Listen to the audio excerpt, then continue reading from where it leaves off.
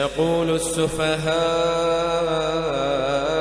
من الناس ما ولاهم عن قبلتهم التي كانوا عليها قل لله المشرق والمغرب يهدي من يشاء إلى صراط مستقيم وكذلك جعلناكم أمة وسطا لتكونوا شهداء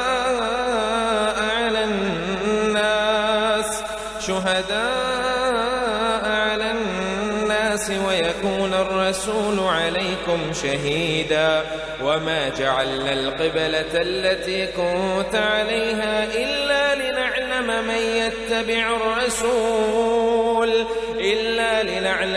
يتبع الرسول ممن ينقلب على عقبيه وإن كانت لكبيرة إلا على الذين هدى الله وما كان الله ليضيع إيمانكم إن الله بالناس لرؤوف رحيم قد نرى تقلب وجهك في السماء فلنولينك قبلة ترضاها فول وجهك شطر المسجد الحرام وحيث ما كنتم فولوا وجوهكم شطره وإن الذين أوتوا الكتاب ليعلمون أنه الحق من ربهم وما الله بغافل عما يعملون ولئن أتيت الذين أوتوا الكتاب بكل آية ما تبعوا قبلتك وما أنت بتابع قبلتهم وما بعضهم بتابع قبلة بعض ولئن اتبعت أهواءهم من بعد ما جاءك من العلم إنك إذا لمن الظالمين الذين آتيناهم الكتاب يعرفونه كما يعرفون أبناءهم وإن فريقا منهم ليكتمون الحق وهم يعلمون الحق من ربك فلا تكونن من الممترين ولكل وجهة هو موليها فاستبقوا الخيرات أينما تكونوا يأت بكم الله جميعا إن الله على كل شيء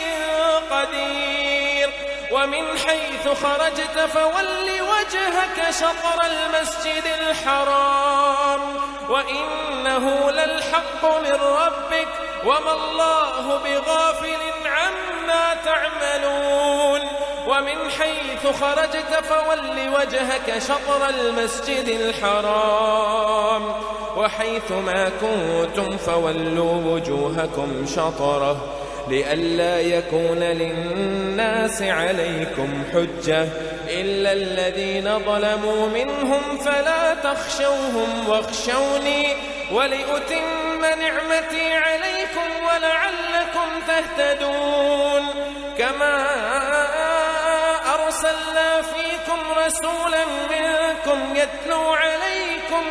آياتنا ويزكيكم ويعلمكم الكتاب والحكمة ويعلمكم ما لم تكونوا تعلمون فاذكروني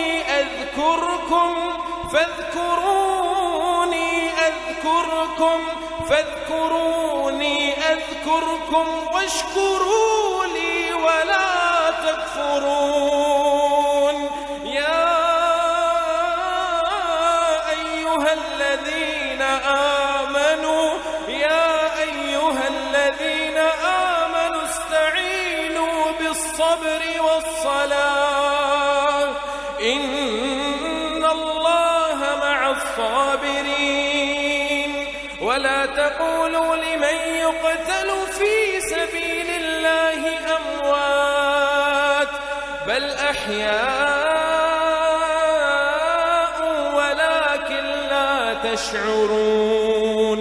ولنبلونكم بشيء من الخوف والجوع والجوع ونقص من الأموال والأنفس والثمرات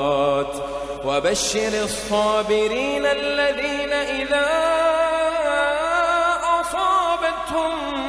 مصيبة قالوا إنا لله وإنا إليه راجعون أولئك عليهم صلوات من ربهم ورحمة وأولئك هم المهتدون إن الصفا والمروة من شعائر الله فمن حج البيت أو اعتمر فلا جناح عليه أن يطوف بهما ومن تطوع خيرا فإن الله شاكر عليم إن الذين يكتمون ما أنزلنا من البينات والهدى من بعد ما بيناه للناس في الكتاب أولئك يلعنهم الله ويلعنهم اللاعنون إلا الذين تابوا وأصلحوا وبينوا فأولئك أتوب عليهم وأنا التواب الرحيم إن الذين كفروا وماتوا وهم كفار أولئك عليهم لعنة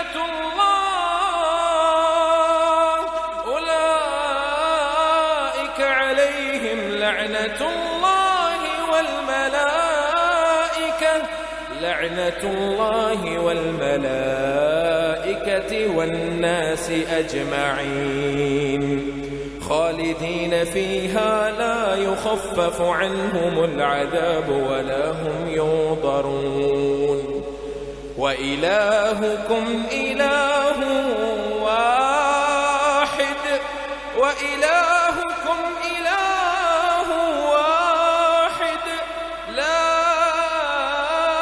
إله إلا هو وإلهكم إله واحد لا إله إلا هو لا إله إلا هو الرحمن الرحيم إن في خلق السماوات والأرض واختلاف الليل والنهار والفلك التي تجري في البحر بما ينفع الناس وما أنزل الله من السماء من ماء فأحيا به الأرض بعد موتها وبث فيها من كل دابة وتصريف الرياح والسحاب المسخر بين السماء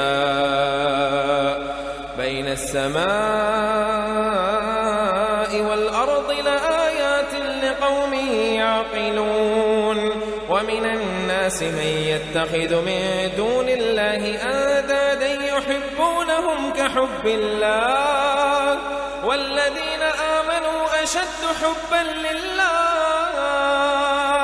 ولو يرى الذين ظلموا إذ يرون العذاب أن القوة لله جميعا وأن الله شديد العذاب إذ تبرأ الذين اتبعوا من الذين اتبعوا ورأوا العذاب وتقطعت بهم الأسباب وقال الذين اتبعوا لو أن لنا كرة فنتبرأ منهم كما تبرأوا منا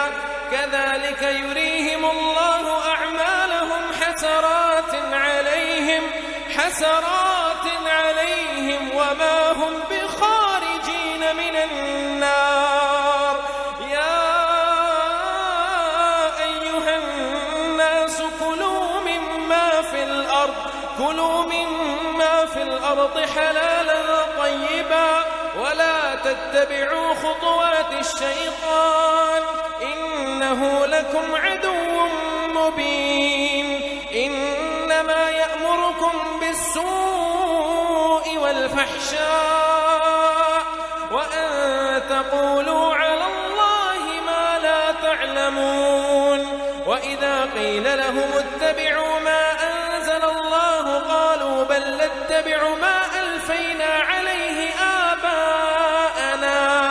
أولو كان آباؤهم لا يعقلون شيئا ولا يهتدون ومثل الذين كفروا كمثل الذي ينعق بما لا يسمع إلا دعاء ونداء صم بكم عمي فهم لا يعقلون يا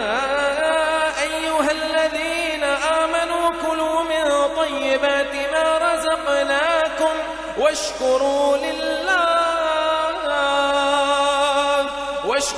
لله إن كنتم إياه تعبدون إنما حرم عليكم الميتة والدم ولحم الخنزير وما أهل به لغير الله فمن اضطر غير باغ ولا عاد فلا إثم عليه إن الله غفور رحيم إن الذين يكتمون ما أنزل الله من الكتاب ويشترون به ثمنا قليلا أولئك ما يأكلون في بطونهم إلا النار أولئك ما يأكلون في بطونهم إلا النار ولا يكلمهم الله يوم القيامة ولا يكلمهم الله يوم القيامة ولا يزكيهم ولهم عذاب أليم أولئك الذين اشتروا الضلالة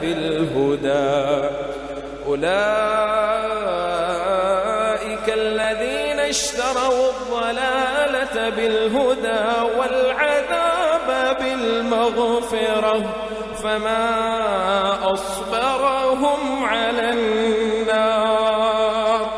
ذلك بأن الله نزل الكتاب بالحق وإن الذين اختلفوا في الكتاب لفي شقاق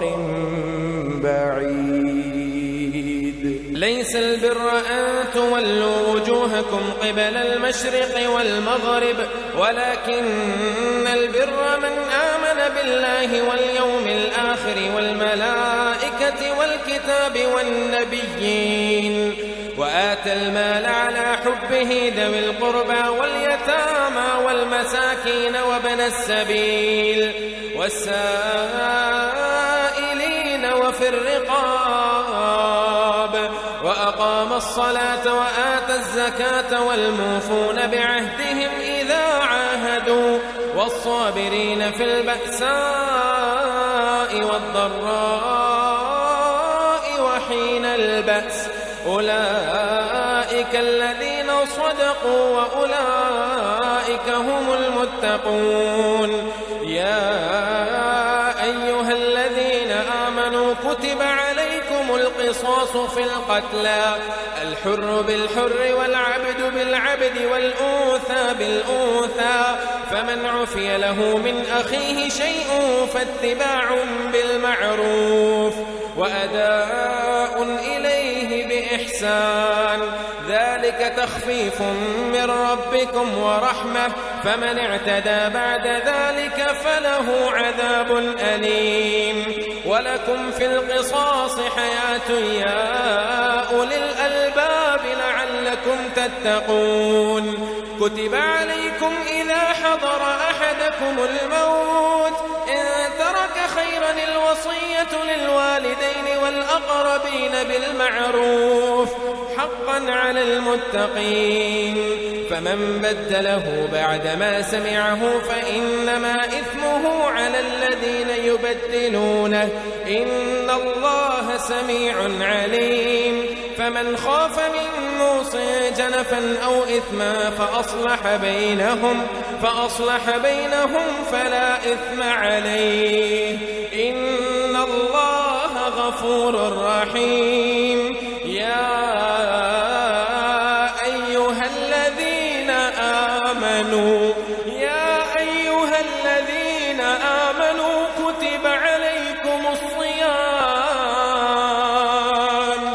كتب عليكم الصيام كما كتب على الذين من قبلكم لعلكم تتقون أياما معدودات فمن كان منكم مريضا أو على سفر فعدة من أيام أخر وعلى الذين يطيقونه فدية طعام مسكين فمن تطوع خيرا فهو خير له وأن تصوموا خير لكم إن كنتم تعلمون شهر رمضان الذي أنزل فيه القرآن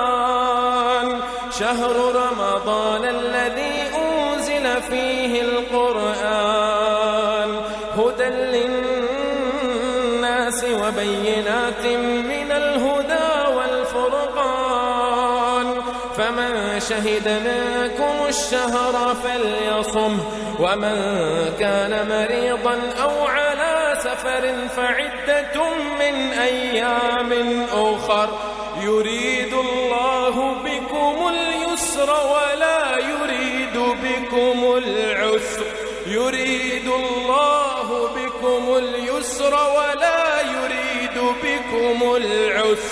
ولتكملوا العدة ولتكبروا الله على ما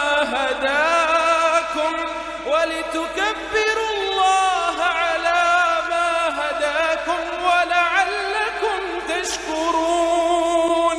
وإذا سألك عبادي عني فإني قريب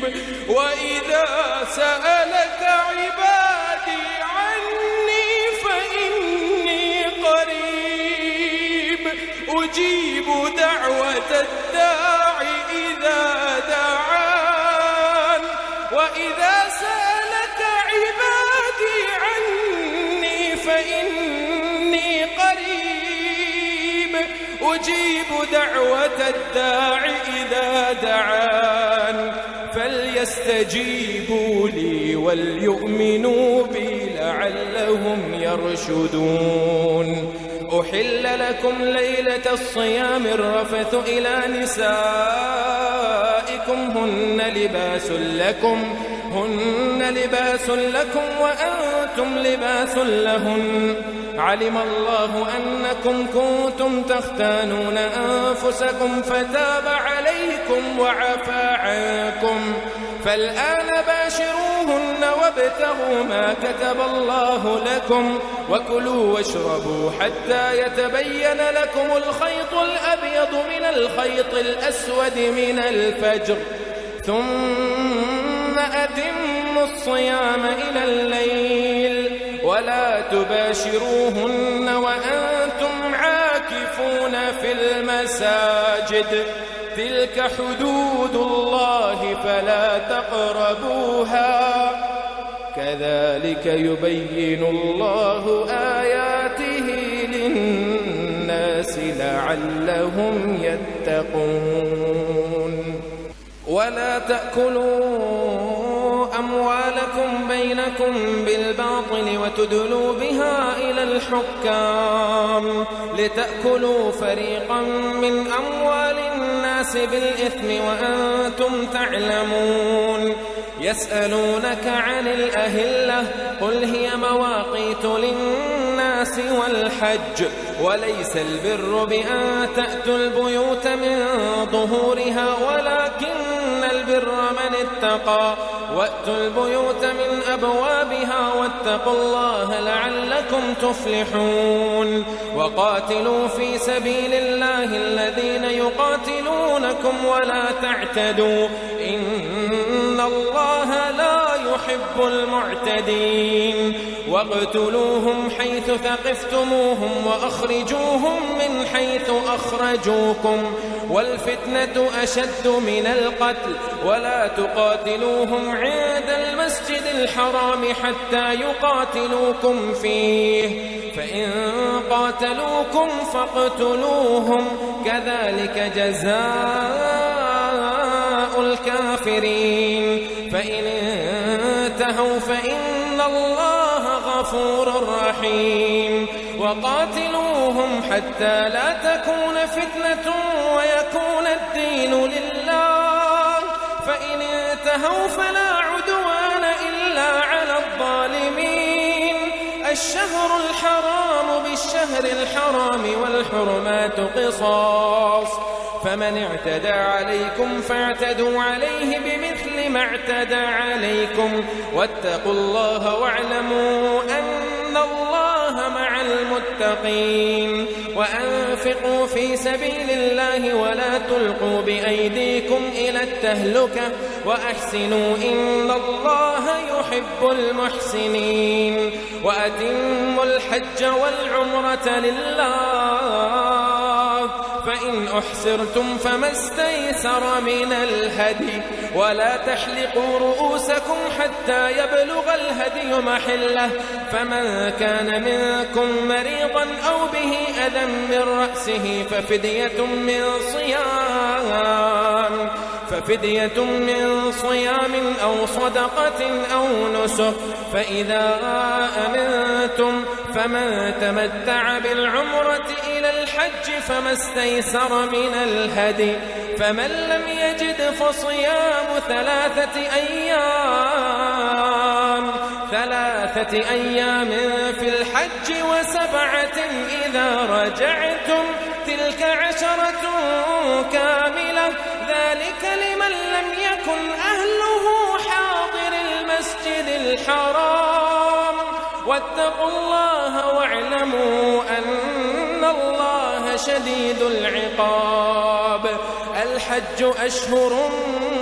معلومات فمن فرض فيهن الحج فلا رفث ولا فسوق ولا جدال في الحج وما تفعلوا من خير يعلمه الله وتزودوا فإن خير الزاد التقوى واتقون يا أولي الألباب ليس عليكم جناح أن تبتغوا فضلا من ربكم فإذا أفضتم من عرفات فاذكروا الله عند المشعر الحرام واذكروه كما هداكم وإن كنتم من قبله لمن الضالين ثم أفيضوا من حيث أفاض الناس واستغفروا الله إن الله غفور رحيم فإذا قضيتم مناسككم فاذكروا الله كذكركم آباءكم أو أشد ذكرا فمن الناس من يقول ربنا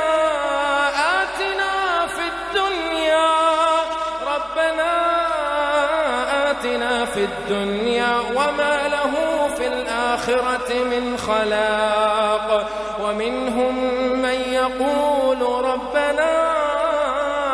آتنا في الدنيا حسنة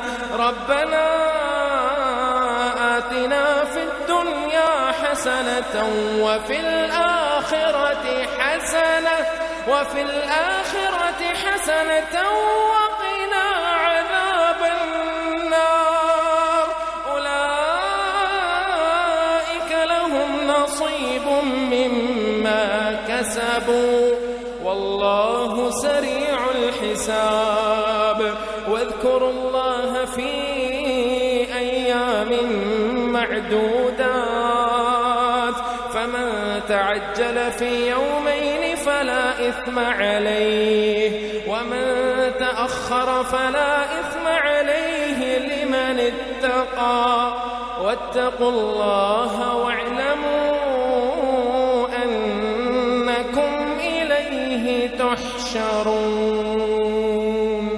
ومن الناس من يعجبك قوله في الحياة الدنيا ويشهد الله على ما في قلبه وهو ألد الخصام وإذا تولى سعى في الأرض ليفسد فيها ويهلك الحرث والنسل والله لا يحب الفساد. وإذا قيل له اتق الله أخذته العزة بالإثم فحسبه جهنم ولبئس المهاد. ومن الناس من يشري نفسه ابتغاء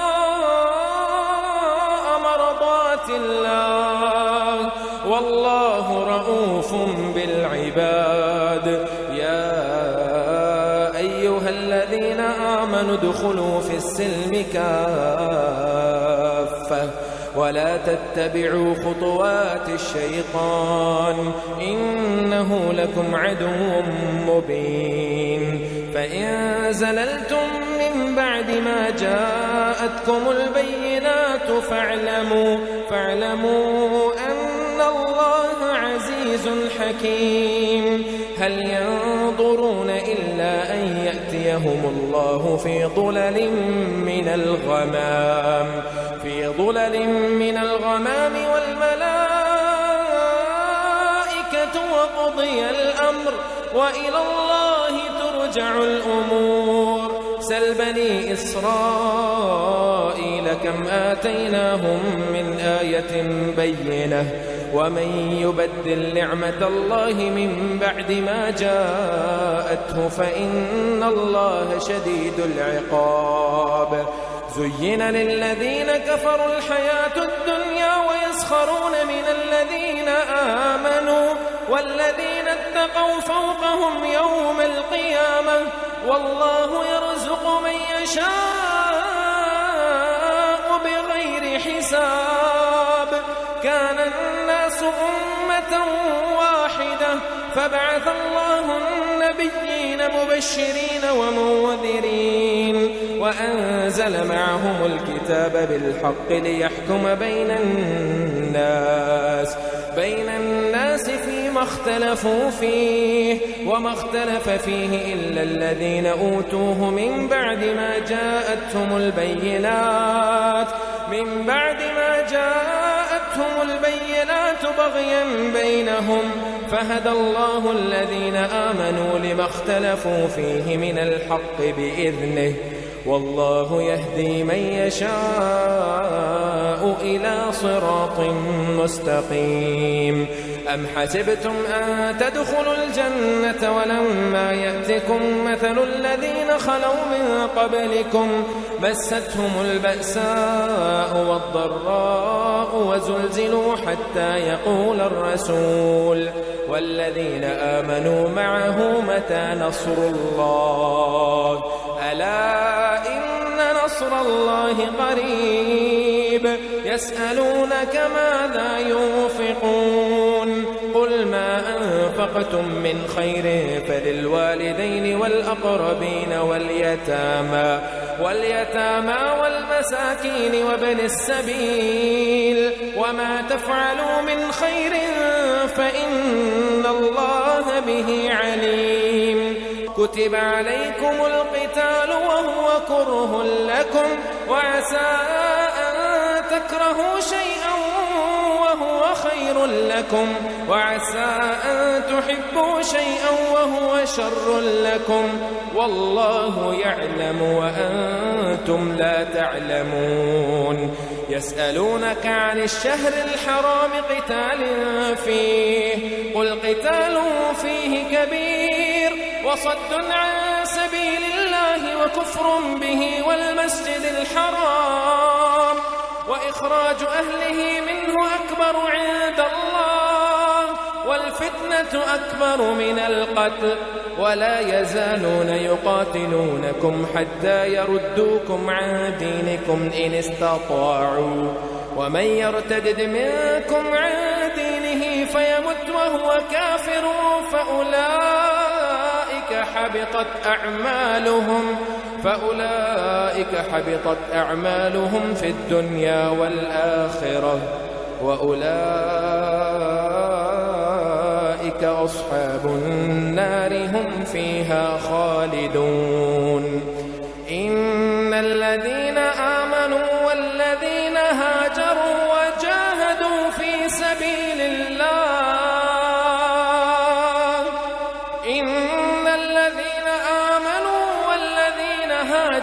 وجاهدوا في سبيل الله أولئك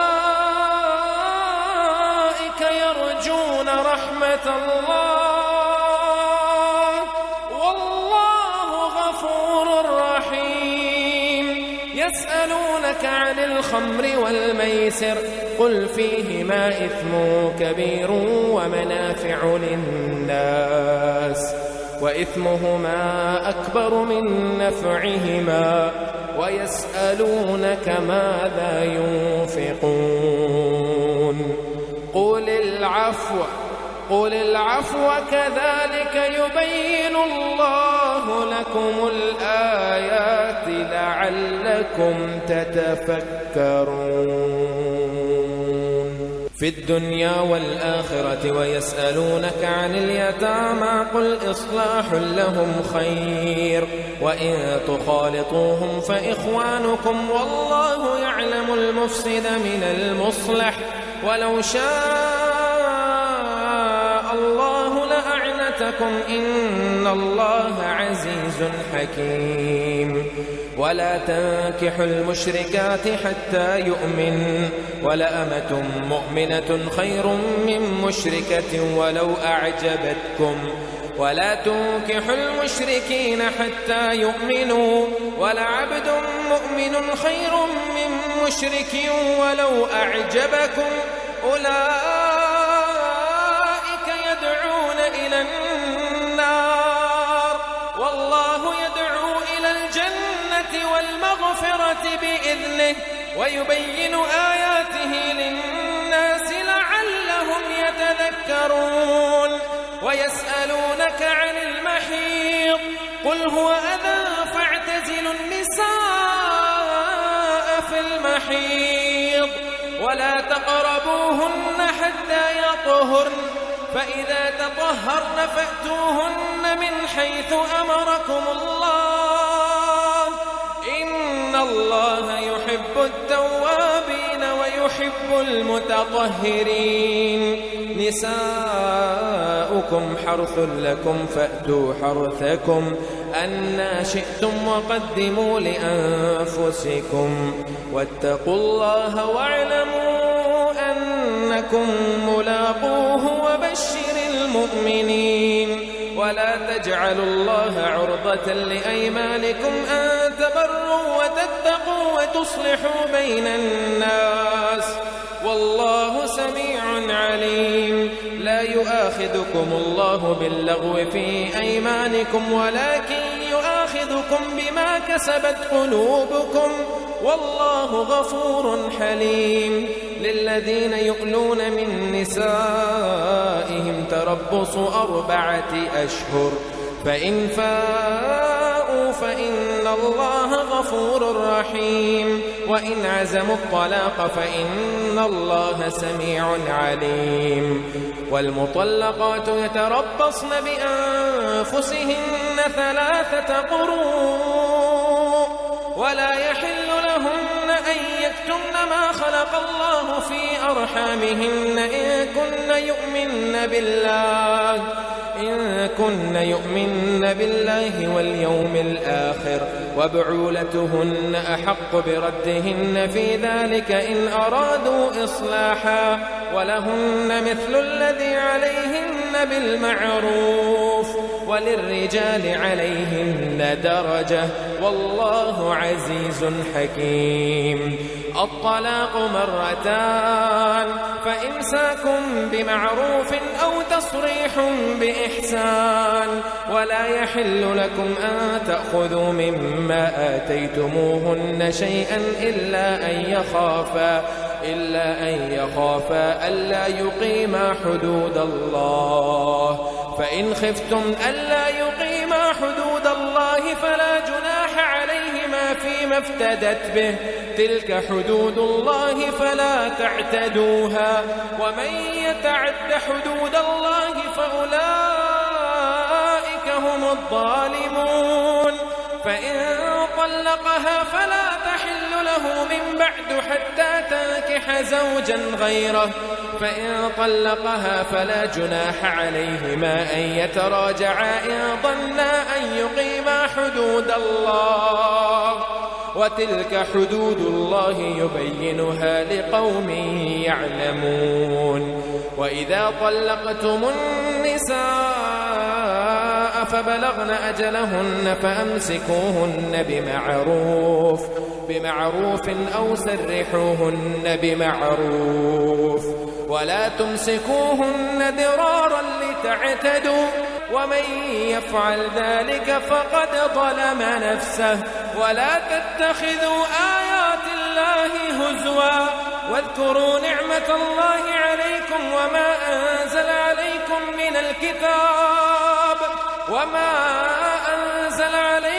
من الكتاب والحكمة يعظكم به واتقوا الله واعلموا أن الله بكل شيء عليم. وإذا طلقتم النساء فبلغن أجلهن فلا تعضلوهن أن ينكحن أزواجهن إذا تراضوا بينهم بالمعروف ذلك يوعظ به من كان منكم يؤمن بالله واليوم الآخر ذلكم أزكى لكم وأطهر والله يعلم وأنتم لا تعلمون. والوالدات يرضعن أولادهن حولين كاملين لمن أراد أن يتم الرضاعة وعلى المولود له رزقهن وكسوتهن بالمعروف لا تكلف نفس إلا وسعها لا تضار والدة بولدها ولا مولود له بولده وعلى الوارث مثل ذلك فإن أرادا فصالا عن تراض منهما وتشاور فلا جناح عليهما. وإن أردتم أن تسترضعوا أولادكم فلا جناح عليكم إذا سلمتم ما آتيتم بالمعروف واتقوا الله واعلموا أن الله بما تعملون بصير. والذين يتوفون منكم ويذرون أزواجا يتربصن بأنفسهن 4 أشهر وعشرا فإذا بلغن أجلهن فلا جناح عليكم فيما فعلن في أنفسهن بالمعروف والله بما تعملون خبير. ولا جناح عليكم فيما عرضتم به من خطبة النساء أو أكننتم في أنفسكم علم الله أنكم ستذكرونهن ولكن لا تواعدوهن سرا إلا أن تقولوا قولا معروفا ولا تعزموا عقدة النكاح حتى يبلغ الكتاب أجله واعلموا أن الله يعلم ما في أنفسكم فاحذروه واعلموا أن الله غفور حليم. لا جناح عليكم إن طلقتم النساء ما لم ما لم تمسوهن أو تفرضوا لهن فريضة ومتعوهن على الموسع قدره وعلى المقتر قدره متاعا بالمعروف حقا على المحسنين. وإن طلقتموهن من قبل أن تمسوهن وقد فرضتم لهن فريضة فنصف ما فرضتم إلا أن يعفون أو يعفو الذي بيده عقدة النكاح وأن تعفوا أقرب للتقوى ولا تنسوا الفضل بينكم إن الله بما تعملون بصير. حافظوا على الصلوات والصلاة الوسطى وقوموا لله قانتين. فإن خفتم فرجالا أو ركبانا فإذا أمنتم فاذكروا الله كما علمكم ما لم تكونوا تعلمون. والذين يتوفون منكم ويذرون أزواجا وصية لأزواجهم متاعا إلى الحول غير إخراج فإن خرجن فلا جناح عليكم فيما فعلن في أنفسهن من معروف والله عزيز حكيم.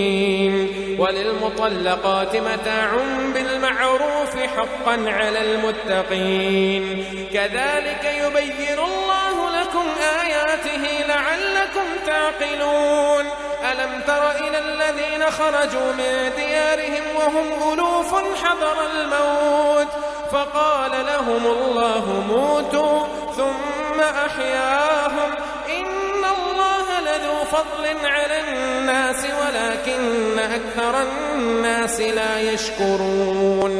وقاتلوا في سبيل الله واعلموا أن الله سميع عليم. من ذا الذي يقرض الله قرضا حسنا فيضاعفه له أضعافا كثيرة والله يقبض ويبسط وإليه ترجعون. ألم تر إلى الملأ من بني إسرائيل